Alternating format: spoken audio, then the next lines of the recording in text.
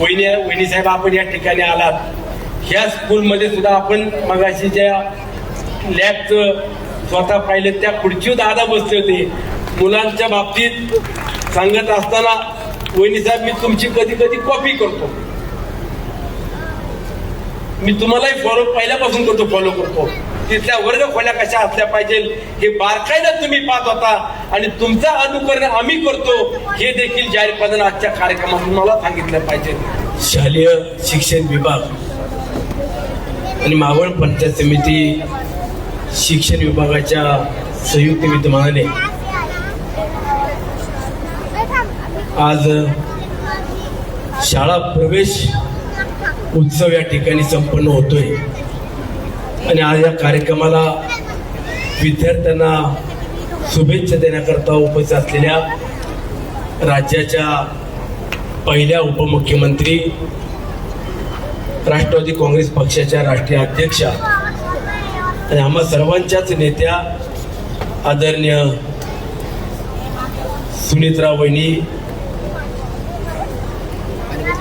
मंचावरती उपस्थित जिल्हा परिषदेचे सीओ सन्माननीय गजाननजी पाटील, उपस्थित सर्वच जिल्हा परिषदेचे सदस्य, पंचायत समितीचे सभापती, उपसभापती, सर्व पंचायत समितीचे सदस्य, व्यासपीठावरती उपस्थित सर्व मान्यवर, मोठ्या संख्येने उपस्थित असलेले नागरिक, या संस्थेतील आणि मावळ पंचायत समिती शिक्षण विभागातील शिक्षक वृंद, नागरिक बंधू भगिनी, माझे सहकारी आणि पत्रकार बांधवांनो, आज राज्याच्या उपमुख्यमंत्री आणि आम्हा सर्वांच्या नेत्या सुनीतराव वहिनी आपण मावळ तालुक्यात राज्याचा उपमुख्यमंत्री म्हणून पदभार स्वीकारला आणि आज पहिल्यांदाच मावळ तालुक्यात आला. मी माझ्या मावळच्या जनतेच्या वतीनं, सर्व ग्रामस्थांच्या वतीनं, उद्याचं उज्ज्वल भविष्य असलेल्या या विद्यार्थिनीच्या वतीनं आपलं मनपूर्वक या मावळच्या भूमीमध्ये प्रथमतः स्वागत करतो. काल आम्हाला सांगितलं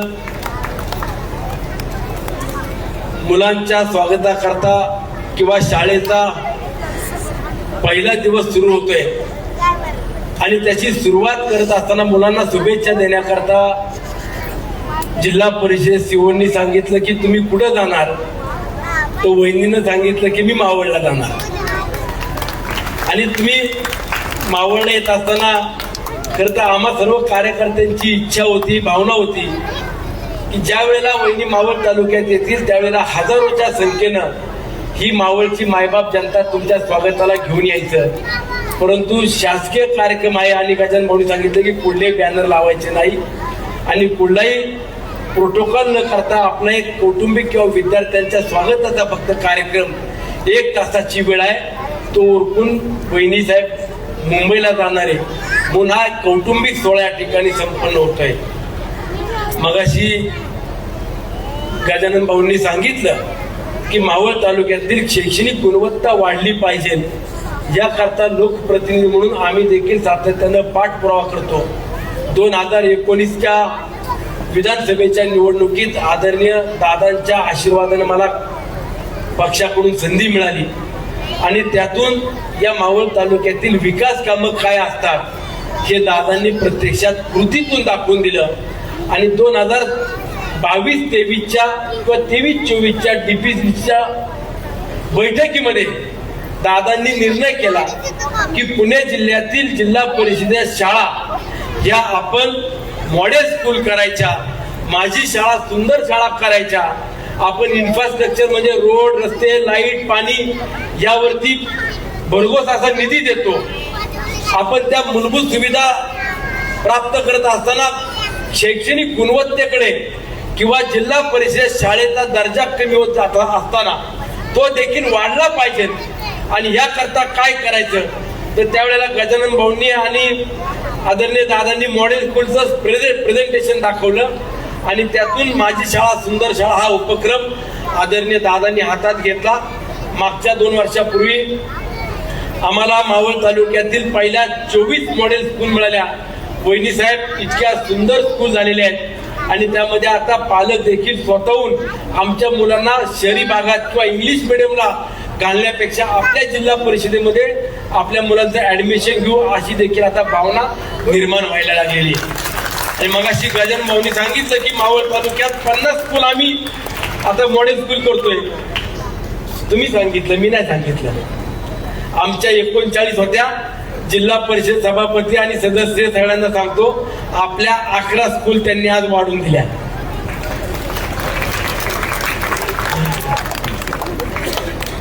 परंतु विकास काय असतो किंवा विकास कामांच्या माध्यमातून या मावळच्या मायबाप जनतेला जे काही दिलं. वहिनी साहेब, आपण या ठिकाणी आलात. ह्या स्कूलमध्ये सुद्धा आपण मगाशी ज्या लॅबचं स्वतः पाहिलं त्या खुर्चीवर दादा बसले होते, त्याच खुर्चीवर तुम्ही देखील बसलात. आम्हाला देखील उत्तराधिकारी म्हणून किंवा दादाच्या रूपाने आज तुम्ही पाहायला मिळालात, याचा देखील आम्हाला अभिमान आहे. आणि ज्या ठिकाणी तुम्ही बसताय पण उत्तरेच्या बाजूला पाहिलं तर मोठं हॉस्पिटल उभं केलंय, ते दादांच्या आशीर्वादानं झालं. या अंदर मावळाचा प्रवेशद्वार म्हणून जो रोड आहे, या रोडचं 290 कोटी रुपयाचं काम प्रत्यक्षामध्ये कॉन्क्रीटचा 42 किलोमीटरचं काम देखील सुरू आहे. आणि अशाच पद्धतीनं या गावातील किंवा इतर भागातील देखील विकास कामं मोठ्या प्रमाणात सुरू आहेत. आणि ही कामं होत असताना नक्कीच तुम्हा सर्वांचे आशीर्वाद किंवा मावळ तालुक्यातील मायबाप जनतेची साथ नक्कीच आम्हाला देखील मिळालेली आहे. आणि म्हणून आगामी काळामध्ये जिल्हा परिषद शाळा एक चांगल्या पद्धतीनं सुधारत असताना विशेष करून सीओ साहेबांचं देखील मी आभार मानेन की वहिनी साहेब फक्त त्यांनी शासकीय फंड देऊनच आपल्या शाळा सुधारू शकतो असं नाही, तर इथल्या इंडस्ट्रीला देखील एकत्रित केलं आणि इंडस्ट्रीच्या माध्यमातून CSR फंड जेवढा आपल्याला उपलब्ध होईल त्यातून जेवढ्या शाळा आपल्याला प्रत्येक कंपन्यांना देता येईल तो देण्याचा देखील प्रयत्न केला. आज देखील 15 ते 16 स्कूल या CSR फंडातून सुरू आहेत, त्या देखील अद्ययावत पद्धतीने चांगल्या पद्धतीने सुरू आहेत. माझा सांगण्यामागचा उद्देश एवढाच आहे की उद्याचं भविष्य, उद्याचं भवितव्य हे मावळ तालुक्यातले विद्यार्थी घडत असताना त्यांना देखील पुढे कमीपणा वाटू नये किंवा माझी मुलं एक सर्वसामान्य कुटुंबातले आहेत, आर्थिक परिस्थिती हलाखीची आहे म्हणून आम्ही जिल्हा परिषदेच्या शाळेत घालतो, ही भावना निर्माण न होता माझा जिल्हा परिषदेमध्ये शिकणारा विद्यार्थी किंवा माझा मुलगा, माझी मुलगी हे देखील चांगलं शिक्षण घेऊ शकतात, हीच भावना या जिल्हा परिषदेच्या शाळेच्या माध्यमातून निर्माण केली जाते. म्हणून आपण अधिक मी न बोलता आज आपण या ठिकाणी आलाय. मावळ तालुक्यातील विकास कामांच्या माध्यमातून आज जी काही घोडदौड सुरू आहे त्यामध्ये काही कमतरता आहे ती देखील दादांनी पूर्ण करण्याचा संकल्प केला होता. ती म्हणजे माझ्या विद्यार्थी आणि विद्यार्थिनींकरता, युवक युवतींकरता तालुक्यामध्ये एक चांगलं क्रीडा संकुल उभं करायचं. आणि एक क्रीडा संकुल उभं करण्याकरता माननीय मुख्यमंत्री मोदयांनी देखील त्याला तत्वता मान्यता दिली. आणि आगामी काळामध्ये वहिनी साहेब आपल्या मार्गदर्शनामध्ये तालुक्यातलं क्रीडा संकुलचं चांगलं उभं राहिलं तर नक्कीच या तालुक्यातील माझ्या आदिवासी वाड्यापाड्यावर राहणारे विद्यार्थी देखील जिद्दी आहेत, कष्टाळू आहेत, ते देखील या राज्याच्या आणि देशाच्या नावामध्ये एक चांगलं नाव लौकिक म्हणून खेळाच्या माध्यमातून उभं करून दाखवतील हा मला विश्वास आहे. आज मुलांच्या बाबतीत सांगत असताना वहिनी साहेब, मी तुमची कधी कधी कॉपी करतो, मी तुम्हालाही पहिल्यापासून फॉलो करतो. बारामतीच्या शाळेचं उदाहरण घेऊन मी या शाळेमध्ये काम करायला सुरुवात केली.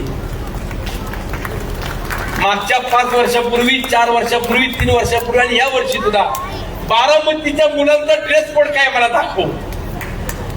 आणि मुलांचा ड्रेस कोड बघून मग आम्ही आमच्या विद्यार्थ्यांना ड्रेस कोड घेतो. म्हणजे वहिनी साहेब फक्त राज्याच्या उपमुख्यमंत्री होत असताना जबाबदारी घेतलेली असती तरी बारामतीतल्या मुलांना स्कूलमध्ये कसे गणवेश असले पाहिजे, तिथला पोषण आहार कसा असला पाहिजे, तिथल्या वर्ग खोल्या कशा असल्या पाहिजे हे बारकाईनं तुम्ही पाहत होता. आणि तुमचा अनुकरण आम्ही करतो हे देखील जाहीरपणाने आजच्या कार्यक्रमातून मला सांगितलं पाहिजे.